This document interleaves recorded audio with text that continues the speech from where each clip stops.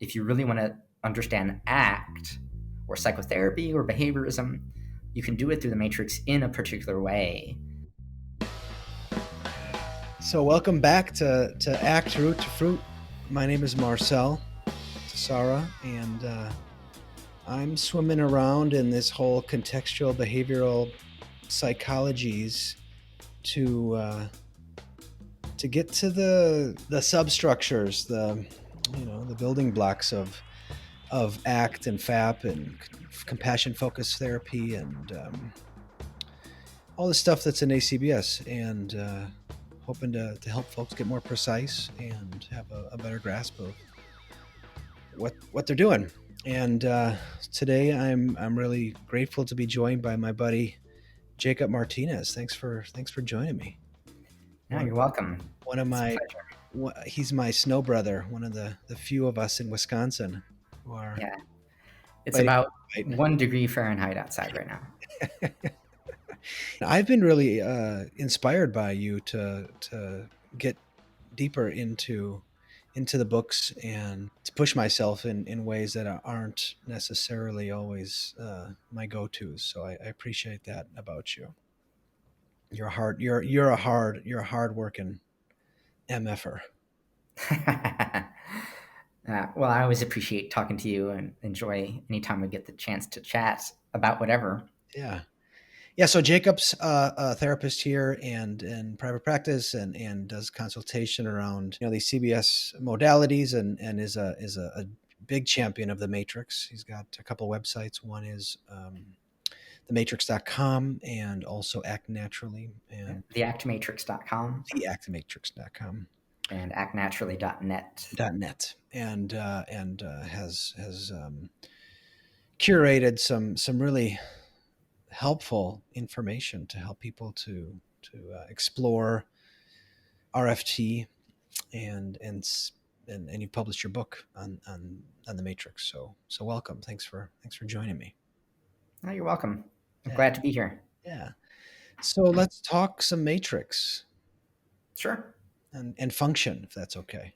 Well, I think that the Matrix actually is a good way of helping clients think functionally. That's the point of it. That's why I use it. Yeah. And I think that question that you ask your interviewees here, how important is it that clients or that therapists think functionally, is a good question to ask. But I also think there's a difference between a therapist thinking functionally and client thinking functionally.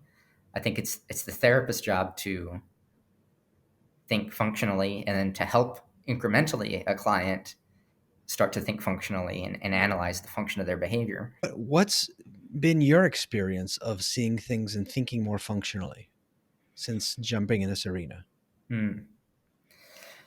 It's a hard question because I think in some sense, once you think functionally, it's hard not to think functionally. Mm-hmm. And it's hard to remember a time when you didn't think functionally. Mm-hmm. In other words, to think functionally is just to be aware of kind of the act in context, I suppose, right? That things happen as a part of a large system, mm-hmm. which the environment is one piece, and everything in the environment, and the body and all of our different components are influencing the behavior that's going on. But I also think, when I was just starting out as a clinician and still in school and stuff like that, I was really attracted to Gestalt, mm-hmm. Which you and I have talked about before. Yeah. And in Gestalt, there's this idea of the field, the Gestalt field. And it's this Kantorian field theory. Mm-hmm. And the way I picture it is that it is a matrix, like a dot matrix. Like if you can imagine like putting on a VR headset and mm-hmm. it just turns everything around you into like a dot matrix. Yeah. Right. And everything is a form within that dot matrix. And then as you go through the world, you're passing through those dots. They're kind of hitting you, right? And in the Gestalt, the theory is that a person becomes stuck when their Gestalt is fixed, when the field doesn't move, or when you don't move through the field. Hmm. In other words, you're going through life, going to work, going home, and you're contacting the same field every day. It's just nothing's different. And then in order to create some movement or some change, you have to contact the field differently, or rotate your perspective around the field, or help the Gestalt field move Yeah. again. Yeah. And so, coming from that idea to this other idea, which I think is still Cantorian, this idea of the field, right? Um, it was an easy switch. Okay. And when you say field, this like kind of the stream, is that this field in our way of talking is the stream? Yeah. Well, we sometimes we talk about a stream, and you'll hear people talking about a stream, and a stream is like a single like a single point. A Hmm. field is a field of those streams, where like every dot on that dot matrix is a stream in and of itself, Okay. right? And so we simplify it down into the idea of a stream, that our life is a stream of action, or behavior. Hmm. But in reality, it's a stream, in context, which is the field, and those are streams, and that's how it kind of works. Yeah. We're on this topic of function. Because we can talk about function, like, I guess, like through the lens of the matrix, Okay. because that's something that I'm interested in my own work, which Yeah. is uh, because of course I do act work, Hmm. but I do a very particular kind of act work, which is called the act matrix. And the act matrix is a tool or an approach or a point of view to working with people, uh, that a lot of people know how to do, and a lot of people do it. Hmm. But then there are a few clinicians who kind of just do the matrix, and I'm one of those. And Hmm. I say that I don't just do it like with every single client, but it's kind of like my main way of looking at act itself, or looking at behavior itself, is through the matrix. Okay. So I think I have a kind of a handy way of describing or helping, like, let's say I was going to sit down with somebody who didn't know any behaviorism at all, they had no contact with it, or Hmm. this idea of function, or the function in context. Hmm. um, I might use the matrix to help them understand that stuff. Okay. So let me see if I can. What is it? What does the matrix add to your work? Would you say?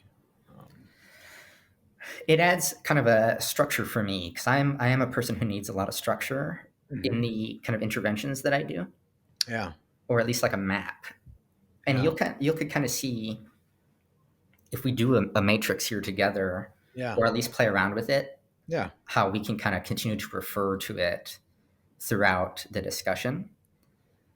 And just also, I don't know if we are able to do this in a way that is, um, Oh yeah, that's good radio as well, right? yeah, yeah, yeah, Because yeah, that is a problem, that the matrix is kind of a visual tool. At yeah. least that's what the way we think of it. It's actually a spatial tool, or like a geospatial tool. Mm, So it's more about like directionality and spatial okay. Yeah. awareness, Yeah. but we use it as a visual tool. Although there are adaptations to the matrix for the blind, for example, and things like that. Really. Yeah, and you just do that with texture, right? You can kind of map it out, but with different textures, Huh. and you Beautiful. can kind of lead a person through that. It's really Very cool. great. Yeah. So, Well, if you're listening and it doesn't make sense, go to YouTube. but I'll describe it while I'm doing it, because there are certain things that you can imagine, and you know, uh, you can get it if you're just listening to the audio version of this as well. Okay. Okay. Well, let's start. You want to start with just like a real basic stuff, and then we can kind of build the matrix from scratch, basically. Let's do it. I think that would be helpful if we just built a matrix from scratch instead of just doing the matrix. So I'm going to draw a line, a horizontal line with an arrow on each end. Hmm. Can you see that there? Yeah. And on one end of the line, I'm going to do it on the right hand side. I'm going to put the word approach. Yeah. And on the other end of the line, I'm going to put the word avoid.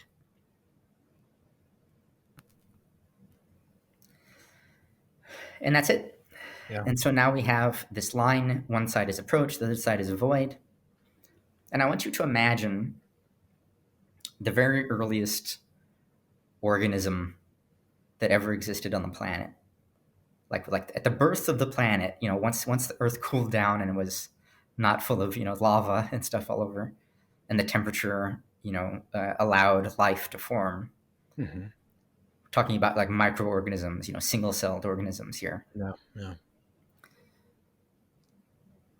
What is something that single-celled organism can do or has the ability to do? Live, avoid pain. Okay. So there's a couple things there: live and avoid pain, Mm-hmm. and let's say that the single-celled organism at this point, in history, maybe it just eats passively. Like it doesn't like go out and hunting. It doesn't hunt food down. It just like nutrients kind of just wash through its body, and it kind of gets nutrients that way. Yeah, Or maybe sunlight provides some mechanism for nutrition for this organism. yeah.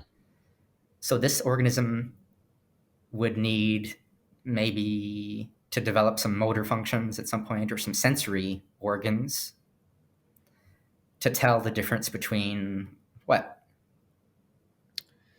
Yummy and danger. Yeah, yummy and danger, or hot or cold, Mm-hmm. too hot to live, Yeah, too cold to live, yeah, or sunlight versus darkness, or any number of things, yeah. right?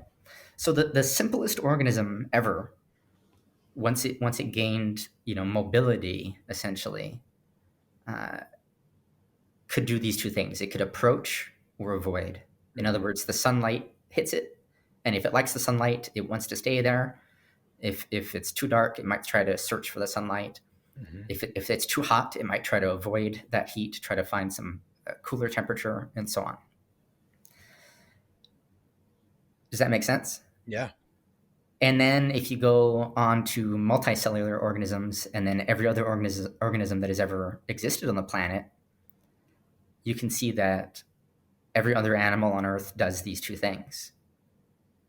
They approach certain things and then they avoid certain things. So how are humans, I guess, different than every other animal on the planet? Well, if you're knowledgeable about these recent developments and kind of like the birth of RFT and stuff like that, the thing that makes humans unique is that we have adapted or evolved a special kind of behavior, which we call verbal behavior. Mm-hmm. And then I guess in RFT speak, it's arbitrarily applicable relational responding. We have the ability to respond to something arbitrarily, Yeah. rather than just by its form or topography or even just the function that it has. Mm-hmm. So, for example, I guess even an animal, I suppose, can tell that there's some similarity between a candle flame and a stovetop, even if it's an electric stove that's hot. Mm-hmm. But they would have to touch it to relate those two things. Yeah. They would need some direct experience there. Whereas you or I can derive a relationship there. Like I can just kind of say, hey, watch out, that stove is hot. And if you were a child, I could say, even though it doesn't look hot, it's just as hot as putting your hand in that flame. Mm-hmm. So you shouldn't touch it. But then you and I can go even further than that, because I could say, whatever movie star you think is very attractive, I can say, wow, that movie star is as hot as Mm-hmm. that candle flame or that stovetop, right? Mm-hmm. And it would make sense to you. Yeah. So On that note, I have a question Mhm. for you about RFT because I mentioned earlier your self study you put together, which is Mhm. kudos to you. That's really really awesome, and I'll put a link in the show notes. What's been useful for you to metabolize all of that that difficult to do the hard work of understanding and learning about RFT? Well, it's useful because I'm just an evolution geek. I'm an anthropology geek, Mm-hmm. so I'm interested in this stuff, even if it wasn't useful to me in my Mhm. career, I'd be useful. Okay. I'd be interested in it rather, Yeah. even if I didn't use it for a living every day. But it's useful because it allows us to see a part of that field. If we talk again about that field that is all around us, it allows us to make sense of a part of that field that perhaps we can't actually see, rather than only dealing with direct contingencies Okay. or the direct uh, stimuli in the environment that are actually visible through our sensory experience. Yeah. And then I'm very interested these days with like the updates to RFT, like Yvonne Barnes-Holmes' work with the row, Mhm. because I think it fits really well with a lot of the work that I do. Yeah. And so anybody who's interested in learning more, check out the Jacob's self study. Just It's 20. actnaturally.net/RFT. You should be able to find it. Okay.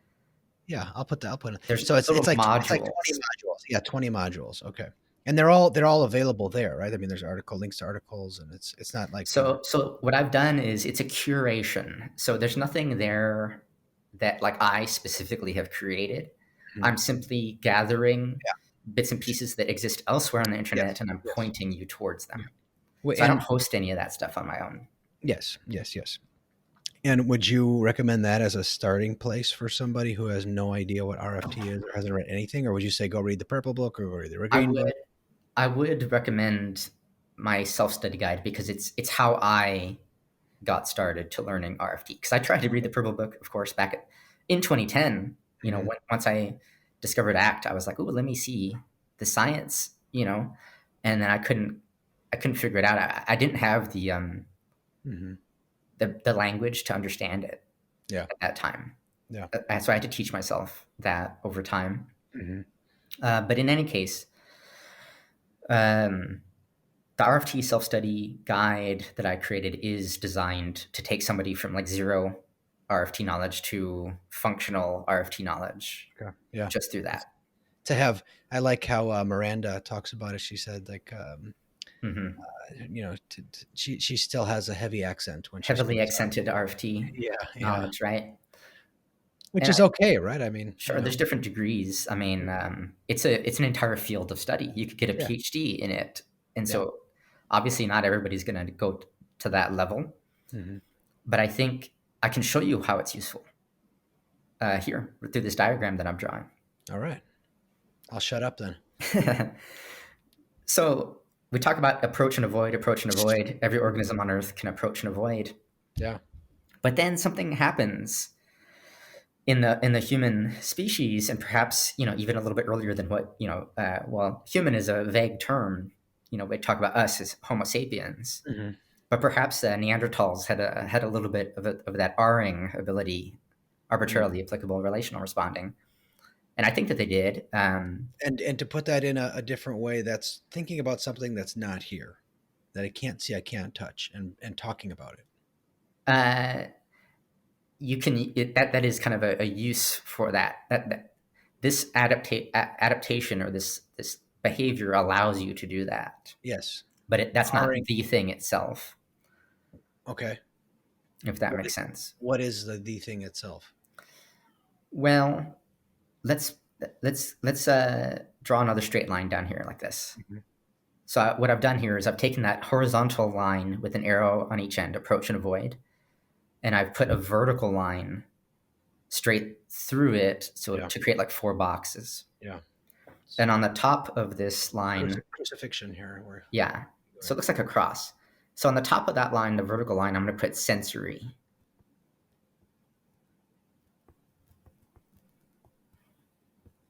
And on the bottom of that line, I'm going to put verbal.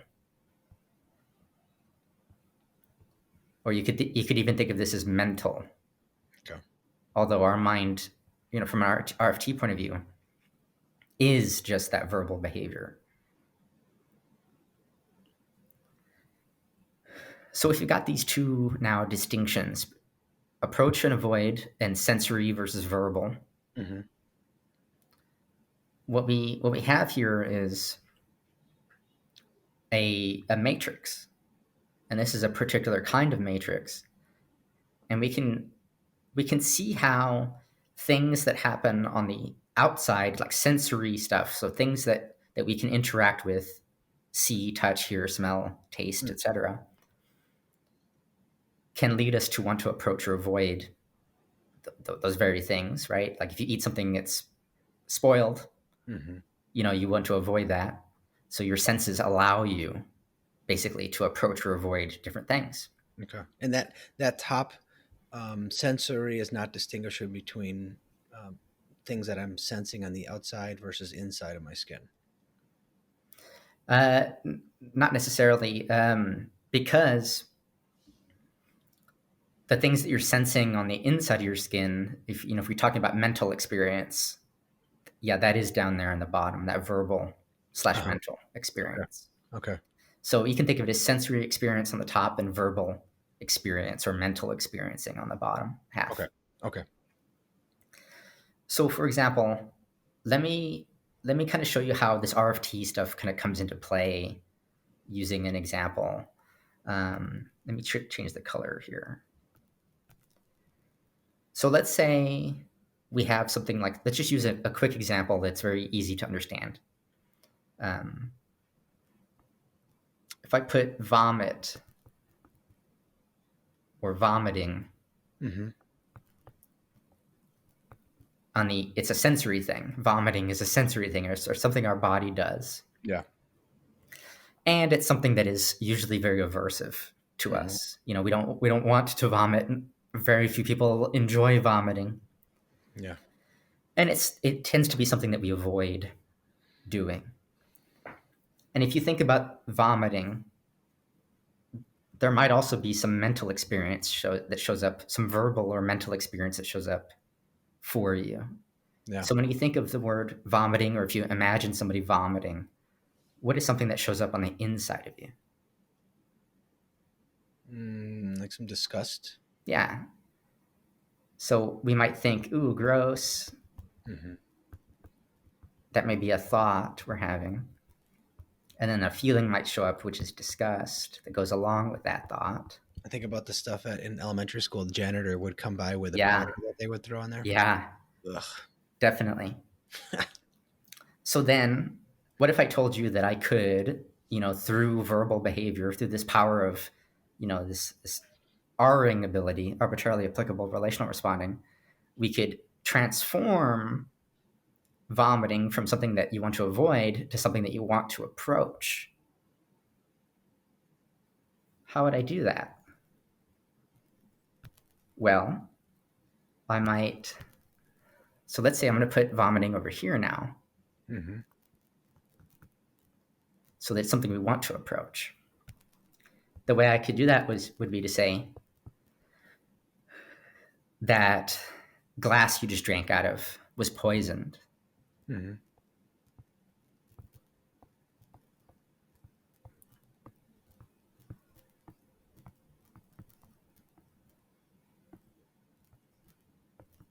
So I could say to you that glass was poisoned, and then you would relate all of that with all of your experience of poison. You may never have been poisoned before, but you might, like, you're in your mind, you're thinking of like a skull and crossbones, The Princess right? Bride. The Princess Bride. Yeah, right. And then if you believed me, if I was serious about this and say, hey, or at least you had enough trust to believe me, Yeah. you might try on purpose to vomit. Yeah. So you might do something like stick your fingers down your throat and etc. And then if you vomited, you might think, whew, right? Like, Mm-hmm. maybe I'm safe now. Yeah. And you might get some relief. But see, the behavior would change all around, because the vomiting over here, when it's aversive, if we feel ourselves starting to get queasy or nauseous, we do all kinds of things to try to mitigate that. We might start to breathe differently. We might start to like sweat. We might try to put like a cool washcloth, somewhere like on the back of our neck or something like that. We might stop moving or lay down. I'm somebody who gets nauseous all the time, so I'm good at this sort of thing. Mm-hmm. But if this verbal behavior comes in other words, literally a sentence, hey, that glass was poisoned, Yeah. all the behavior starts to change Yeah. around vomiting. And all of a sudden I'm like, whoa, like I need to get that out of me. If we were being mean to somebody, you could kind of make somebody nauseous, right? Like you could kind of gross somebody out or say certain things so they would start to feel actually a little bit queasy. Mm-hmm. Mm-hmm. Even listeners listening to this right now might start to feel a little bit of that nausea just because of the topic that we're talking about. Mm-hmm. The word vomit. And what we're seeing here is that I've written that glass was poisoned in purple there in the center. That instance, right, that little stimulus uh, essentially can transform the function of vomiting for a person. Mm-hmm. It can take it from something that's aversive to something that's appetitive or something we want to approach real fast. And so the work that we do is of this nature, right? Clients are avoiding certain things and they're approaching certain things with varying degrees of workability for the client's life. And then we are using language to help transform the function of the different behaviors that they're engaging in. In this example, it's an immediate, either I vomit or I die, right? And Mm-hmm. the difference being that we're trying to get people to contact these long-term values that maybe Yes. don't have that immediate relief. Yeah. Right. So let me, if I can, I'll just start a new image Mm-hmm. because you said the magic word there. In ACT, right, we're sort of about values. Yeah. So I might put approach again on one side. So I've drawn another diagram. Horizontal line is approach. Yep. And avoid. Vertical line is sensory and mental or verbal. That's the vertical line. Values are the great transformer. And what I mean by that is we use values as kind of a lever to help clients discern how their behavior is functioning for them. And we can use values to transform the function of certain behavior or certain experiences. Yeah. So, for example, let's do another extreme example, and then we'll maybe do some more realistic ones. The house is on fire. You want to avoid the house that's on fire. Yeah. But your kids are inside. So now you run inside to the house that's on fire. It's the values that flip that switch. Or you can even take something that is neutral and you can change it to appetitive or aversive or approach or avoid. You could hold up anything. You could hold up a blank sheet of paper or something. It's just neutral. It doesn't do anything for you. And then you could say something like, I want you to imagine that on this sheet of paper is a letter that the person you love the most in your entire life has written you. And it's the last thing you'll ever read from that person. And suddenly that paper takes on a function. Yeah. And that function might be approach, I want to read it, or that paper might be avoid, I want to avoid that paper. Yeah. I don't want to see those last words. No. You see how the values can act as that kind of like fulcrum almost. And so you get going with values or from the go with clients. When we do matrix work, typically, although values as they are described in ACT are kind of a set of things, and I think I have my own kind of view on what values are and how they work. In matrix work, we begin with who and what is important to you. which is not the exact same thing as values, but it gets you on the way to clarifying values. And just as far as clarification goes, when you say in matrix work, it Mhm. kind of sounds like you're saying like in this secret society that I'm a part of. Well, you could kind of consider matrix work, act matrix work, and again, there's only a few of us that do it this way, but you could kind of consider it to be kind of like a fork of act. Hmm. In other words, you can do all of act, everything that act does, you can do it through the matrix. Okay. Or you can use the matrix just as a tool, Yeah. as a single intervention. You could do the matrix one time with a client and Mm. never look at it again, just for like a single intervention purpose. Okay. But I use the matrix like as the bedrock of all interventions for clients. Do you see it as markedly different? I mean, you're saying in matrix work, so is it markedly different from how other people are conceptualizing and working No, as it's matrix? not. Markedly different, because anybody who's doing, anybody who's well trained in the kind of work that we're doing can do it without the matrix or with the matrix. Hmm. Although I do think the matrix allows for um, some easy metaphor building, Okay. some easy experiential work, and easy homework assignment, easy treatment planning. So Okay. on the therapist end, I think it makes the work a little bit easier for me. Yeah. And then I like to, there's a collaborative nature of the matrix work, where everything we're doing, like anytime I'm drawing a diagram like this with the client is participating in that. Okay. So they may be drawing it with me, or they have it, in their lap, kind of a thing. I said, let's say we build the act matrix. Hmm.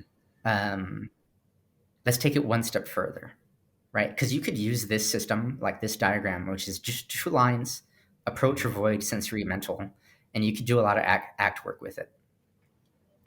But there is a tweak, which actually is the act matrix, and the tweak is, rather than approach and avoid on the horizontal line,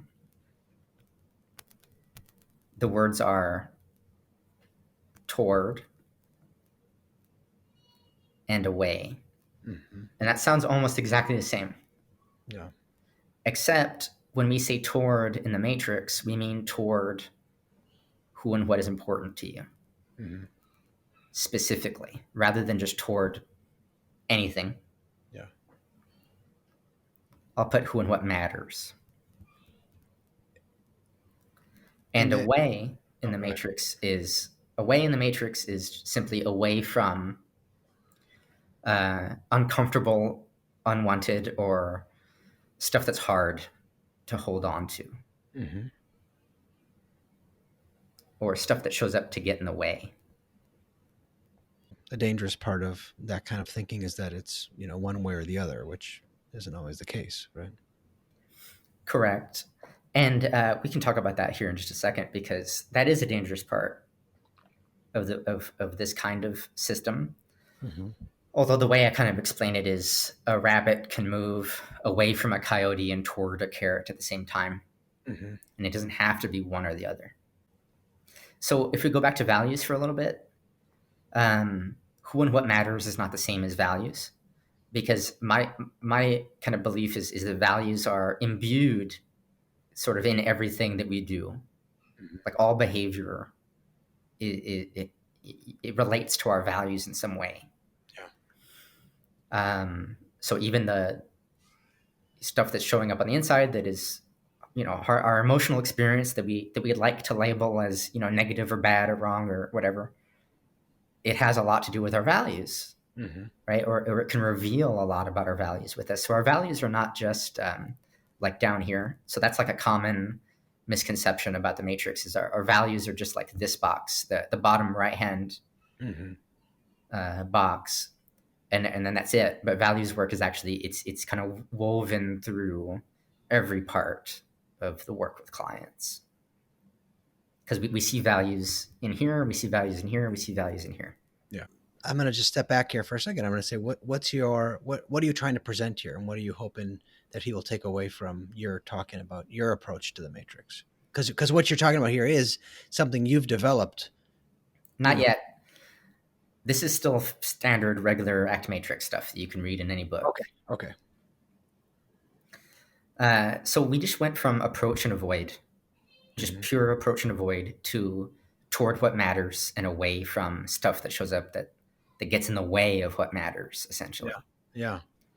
And then on the top, I haven't labeled those, but those are just behaviors you do to move away from the stuff that gets in the way, and behaviors you do to move you toward what matters to you. Yeah. So this is the act matrix here. So basically what this does is when you're working with a client in this way, you set up the system that sets life to be about, doing what matters to you and being with the people that matter to you, or engaging in things that are important to you. And you set all of these other experiences that are difficult or hard as things that are getting in the way of achieving that. So something like anxiety is something that is perhaps getting in the way of, going to ask for a promotion at your work, or, all these silly examples we do, asking somebody out on a date, something that's important to you. The anxiety is simply getting in the way of that. And there are different ways that we can respond to the anxiety. When the anxiety shows up, we can hide or run away from it. When the anxiety shows up, we can sit with it, try to do all these different skills that ACT uses or that ACT promotes. Or we can simply dig into the anxiety and think, what do I have to care about in order for this anxiety to be here, which opens up values for us. And then we can use that values as a fulcrum again and say, well, would it be worth it? Right? I know it's risky, and I know the anxiety is going to be here, and I know the anxiety is going to get more intense the closer you get to it. Yeah. But would you be willing to have some of that anxiety if it meant moving toward who and what matters to you? Right? So that's kind of how you would use the matrix, kind of in a quick and dirty way. Yeah. Okay.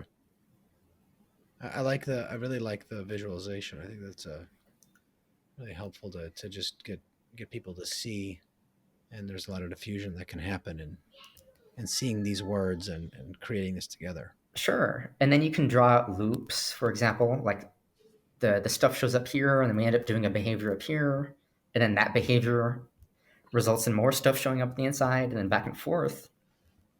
And we can kind of draw out these problematic loops of behavior, or unworkable loops of behavior, or we can point out workable loops of behavior, things that help us, get where we're going.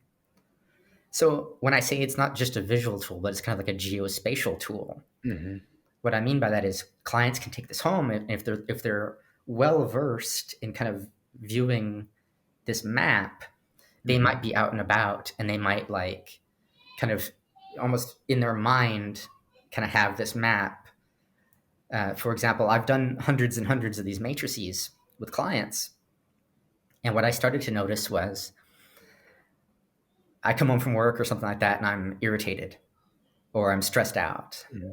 And even though you do the matrix, you still get stressed. Yeah, even though. But then what I notice is maybe I'll be short with my spouse, or maybe I'll, not want to talk, or my face is in a certain configuration where I look kind of upset or mad or something like that. I started to like literally in my mind's eye see like the bottom left-hand corner of my field of vision like flashing, like a little red light, like blinking. Yeah. Like something saying, hey, look at me. Like something's going on here that you need to attend to. And then I stop and I attend to it and I say, oh, I'm stressed. Oh, I'm rushing home from work, and I don't need to be rushing. Yeah. And then my behavior starts to change. You're selling this as a really helpful way for clients to see the function of their behavior. Exactly. Exactly. This is my intake process. So I have an intake protocol that I developed using the Matrix. Mm-hmm. And so the first thing I do with the client, like on that first session, is do a Matrix. Not the very first thing. We talk about why they're there and stuff. But clients walk out of my office with a Matrix, a filled in, complete Matrix on the intake session. Okay. Oh, really? Mm-hmm. That they fill out themselves. Yes. Okay. And that's on your Act Matrix website.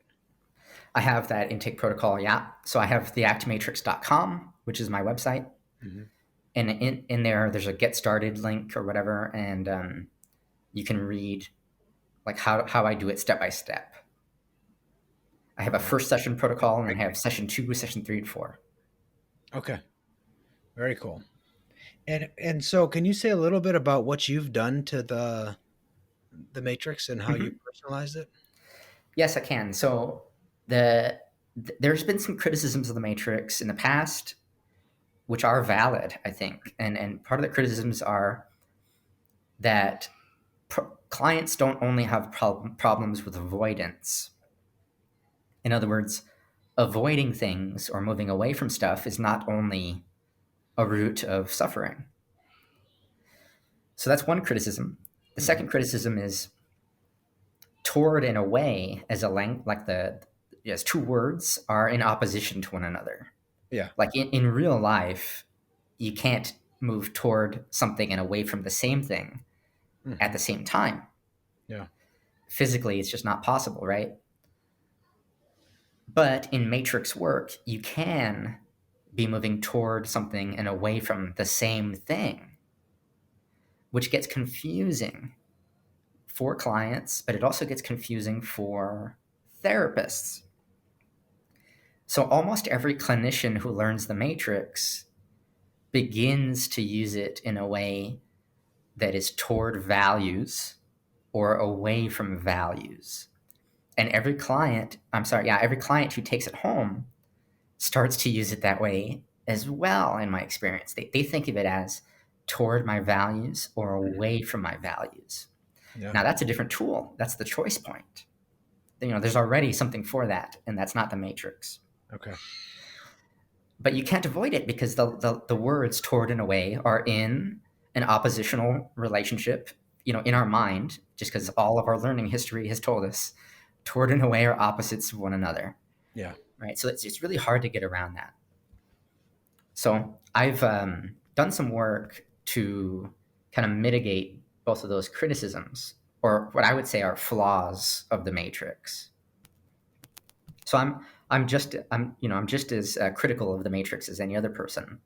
Mm-hmm. Even though I enjoy it, I do Yeah. think it's not perfect, and Yeah. it's not like the perfect system. Yeah. And I do think that there's room for improvements. And so here's at least my improvement on it. I draw the horizontal line, and instead of putting the arrows on, you can just leave those off because you don't really need them. And on one end, we're going to put the letter S, and on the other end, we're going to put the letter V. Now, S is going to stand for survival, and the letter V is going to stand for vital. And I don't have room, but I'll put it in here. So we have a distinction now between survival and vital. And I've chosen these two words very carefully because they come from, similar roots in Latin.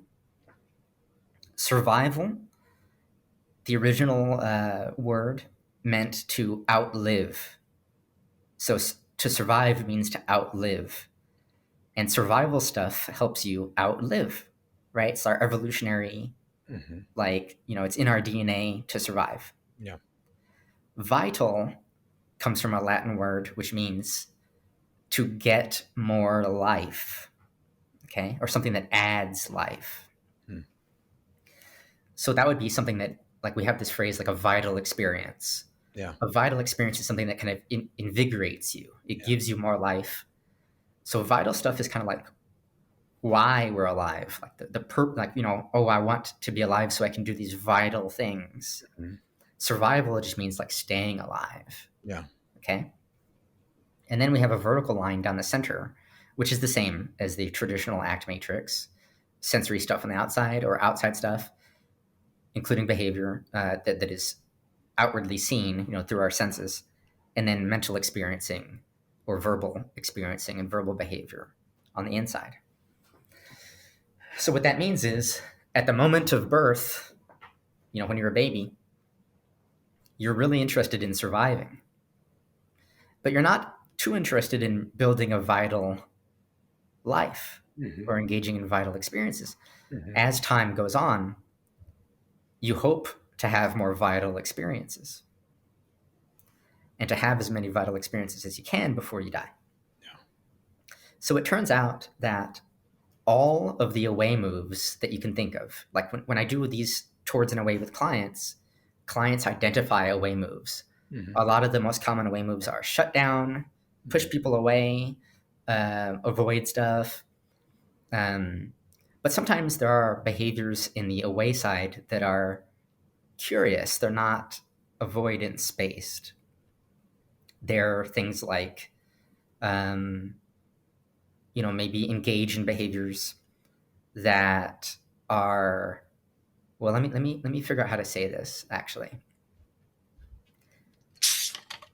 Behaviors that are geared towards, very clearly towards moving towards something, but are not avoidance based per se. You could kind of wiggle it into being avoidance based, but are simply things that are rooted in our, like, biological desires, Mhm. like uh, promiscuity or something like that. Mhm. And so all the away moves that you can find are actually survival moves, or you can conceptualize them as survival moves. I see. There are things that we either do to survive, Yeah. or they're built into us through evolution Mhm. for the purpose of survival. Interesting. And then you can go even It further. adds dignity to it. Mm. I think it dignifies it because, I think that clients come to us feeling broken and like everything, these things that I'm doing are, I'm just so weak. Well, I consider it to be compassionate, Yeah. compassionate way of phrasing things, Yeah, I appreciate that. Yeah. which some people have a problem with the traditional act matrix, with the toward and away language. They, the criticism is it can be kind of shaming. Is this a toward move or an away move? Like, are you sure you're not just moving it away toward? Um, Although I'm of the belief that anything that can be spoken in a way that is demeaning to a client. Hmm. So it's not necessarily that the word toward or away is Yeah. more susceptible to that. Um, but I think it can be if you use it inelegantly or clumsily. So we can go even further with this idea of survival and vital. So here on the bottom left-hand quadrant, I wrote down TEMS, and these are different types of verbal. Well, actually, we can put the S up here if we want to, but it doesn't really matter. These are different types of experiences. Okay. So T we can think of as thoughts. Hmm. E, guess what that is? Emotions. M is for memory, and then S is for sensations, Okay. which we could include physical sensations. It's just I wrote it down there in the bottom. It's okay. So this is just an acronym. If we go from the bottom to the top, if we go back to our earliest organisms on the planet, Hmm. what's the very first thing that evolves? Sensations, Hmm. right? You have to have a sensory apparatus Yeah. in order to sense the light, cold, hot, or light, dark, cold, hot, and so forth. And then what needs to happen next? Well, you have to remember where you've been already so you don't go back there over and over again. Or your sensory apparatus needs to be able to store information. Hmm. So if you think of like a Venus flytrap, A Venus flytrap, something touches it, it closes. Mm-hmm. But closing costs a lot of energy for a plant. That's a lot of energy. So it needs to be sure that when it closes, it's got an insect in there and not just some particle that's fallen, a piece of dust or a little twig or something like that. Mm-hmm. And how does it do that? Well, it has sensory apparatus within the Venus flytrap mouth, the mouth, as it is in quotes. And then it can kind of count how many times it's been touched inside the mouth within a certain amount of time. Yeah. So it knows that when a fly lands on it, I say it knows, facetiously, but when a fly lands on it, it moves its legs around, and then it triggers the mouth closing. In other words, the Venus flytrap has a mechanism within it to store information, but only for a short amount of time, and then it discards that information. That's a rudimentary memory. And then, of course, memory becomes more complex. It's just a storage of experience. Yeah. And then you become more complex, suddenly emotions develop. Mm-hmm. Emotions help us, that's debatable whether you want to say humans are the only animals that can experience emotions, but you can certainly see things like care and compassion in other mammals. And you can call this whatever you like, but those things evolved to help the species survive. And then all the way up to the top of the chain, thoughts or cognitions. Mm-hmm. And that's us. Mm-hmm. That's that verbal behavior. So sensations, memories, emotions, and thoughts are part of the survival functions of us as an organism. Which means then all that stuff that we experience, whether it's anxiety, depression, fear itself, OCD, all these diagnostic labels, they all have roots in survival functions. Mm. And all these behaviors that we do up here, they all have roots in survival functions. Mm-hmm. So helping a client understand that is very validating. It's very compassionate. Mm-hmm. And it helps them now have language that isn't just good, bad, right, wrong, shameful, unshameful. Yeah, wow, I really appreciate that. That's, yeah. And then on the other side, all of this same stuff, all those thoughts, emotions, memories, and sensations, there's a certain way of experiencing these things that adds vitality to our lives. So, for example, fear is an emotion, and it's a survival thing, right? Like that fear response is something that shows up when we're in a situation we need to get away from. So it tells us important information. Yeah. And we can go on a roller coaster on purpose, or we can take our date to a haunted house on purpose, and we can experience fear down here, haunted house up here, because the experience of fear adds a sense of vitality to our lives. So all those things that we do as human beings or as organisms or animals or whatever, we can do in a way that actually is a vital experience for us.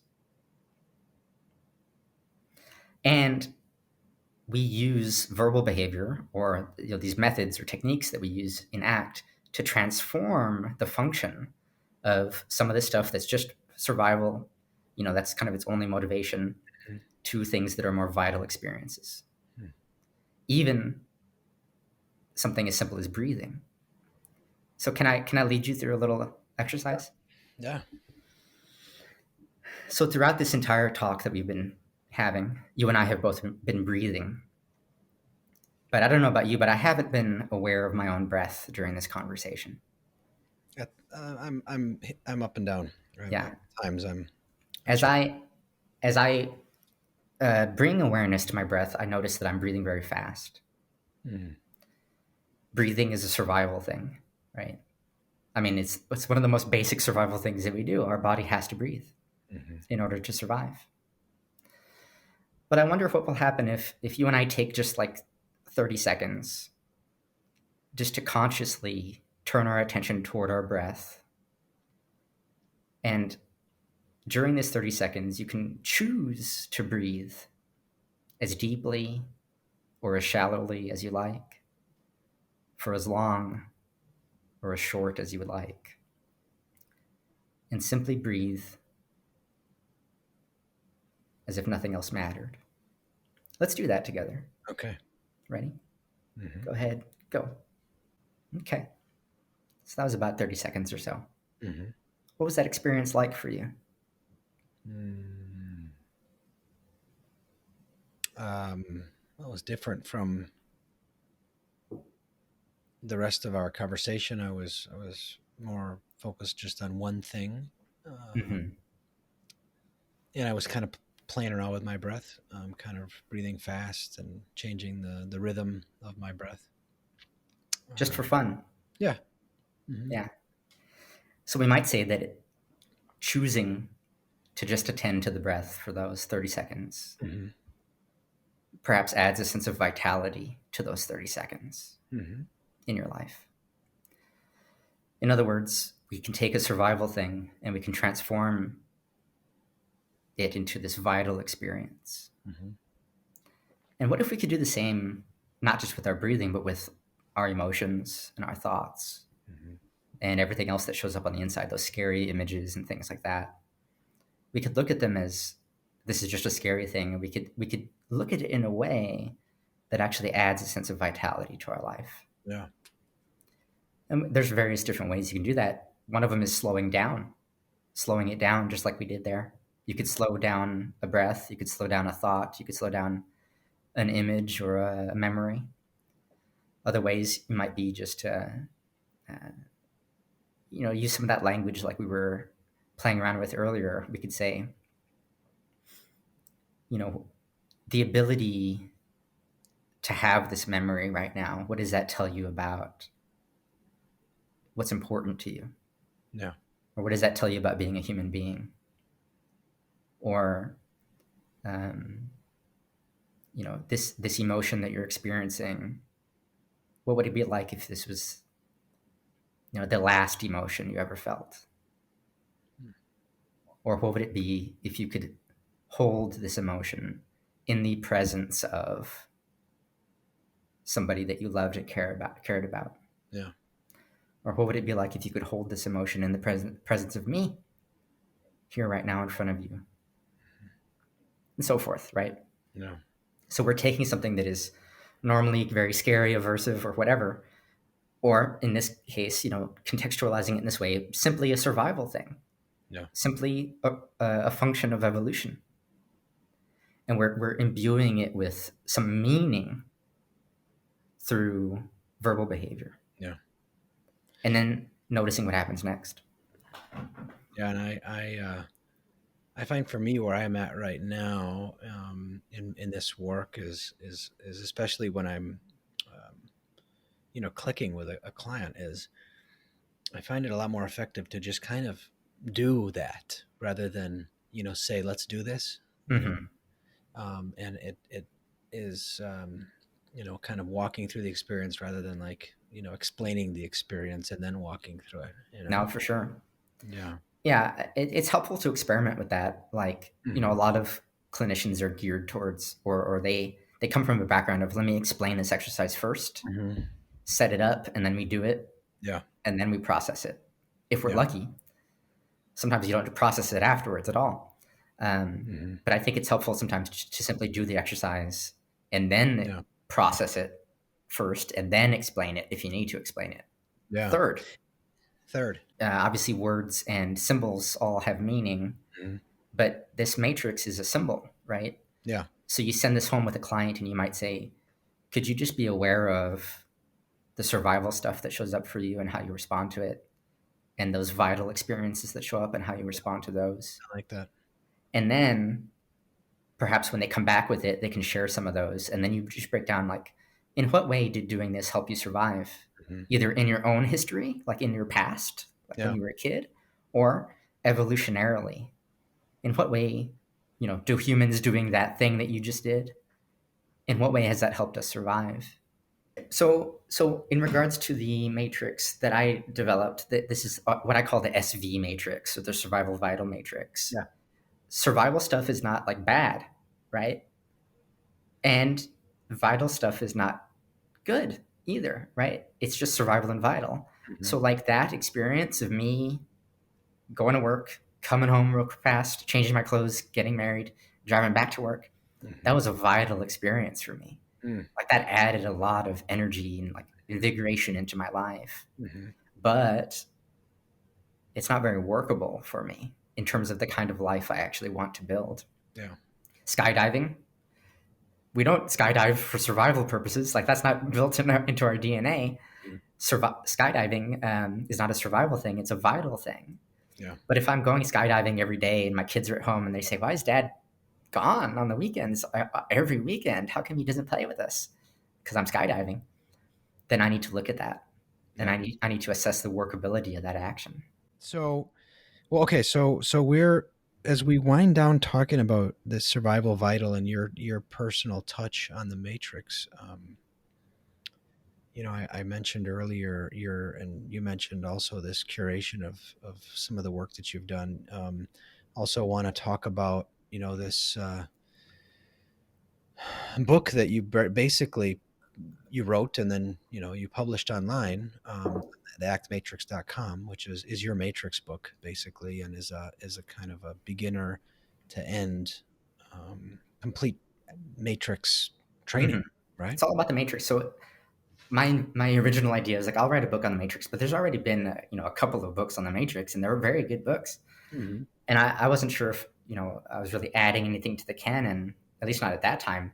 Yeah. So I wrote the book, but anyway, it's not that I was like out of the goodness of my heart, I'm gonna like publish it for free. Yeah.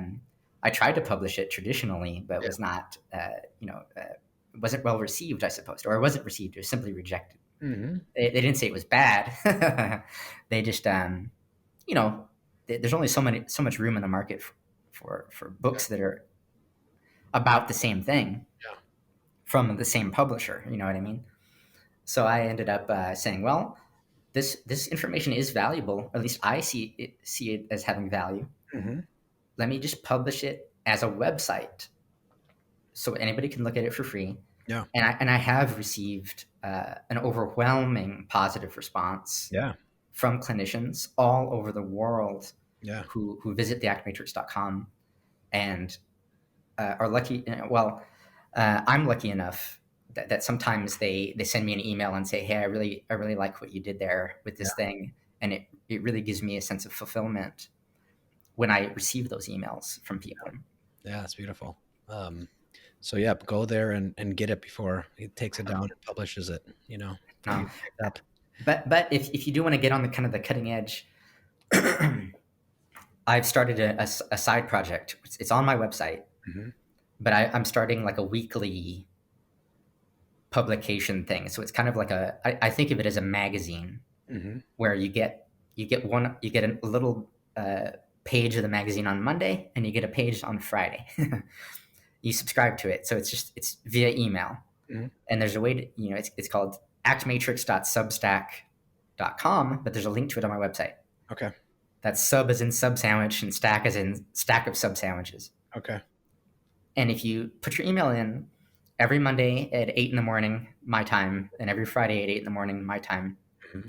you'll get a little piece of like content about the Matrix that I've written or a video that I've made or something like that, like a Yeah. tool that you can use. And that's it. It's totally free. It's just because I want it's kind of a more live, more dynamic way of interacting with people Hmm. because you can leave comments and you can write to me back and Okay. I can interact with people rather than just like a static website. Yeah.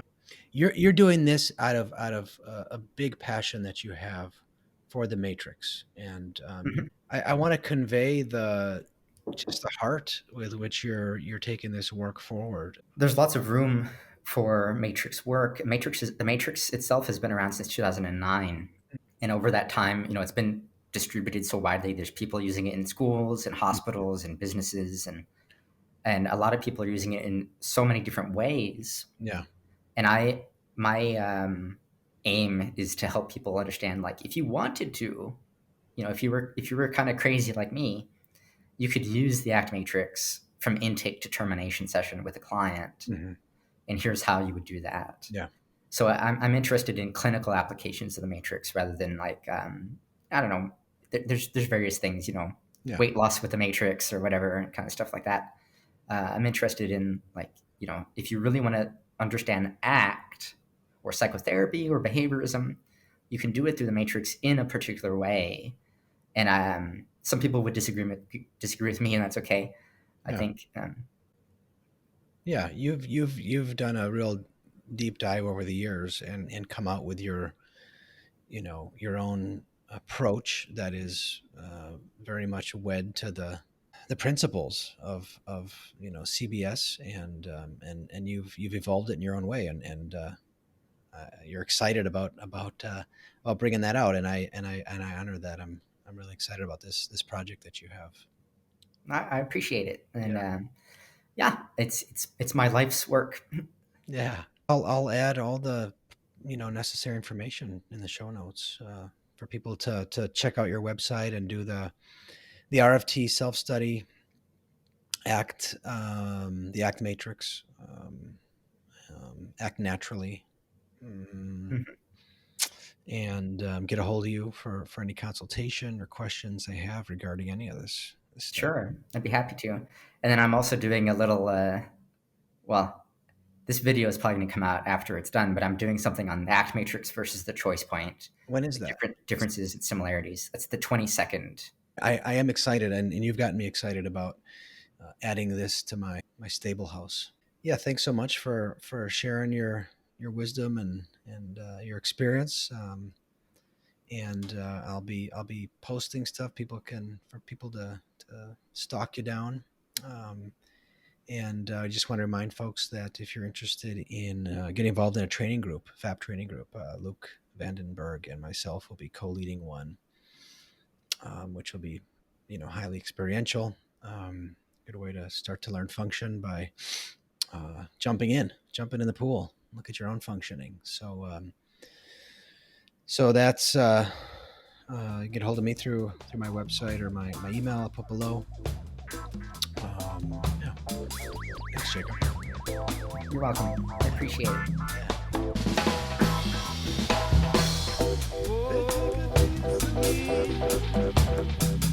But I'm getting stronger. They take a piece of me. But I'm getting stronger. They take a piece of me. But I'm getting stronger. They take a piece of me.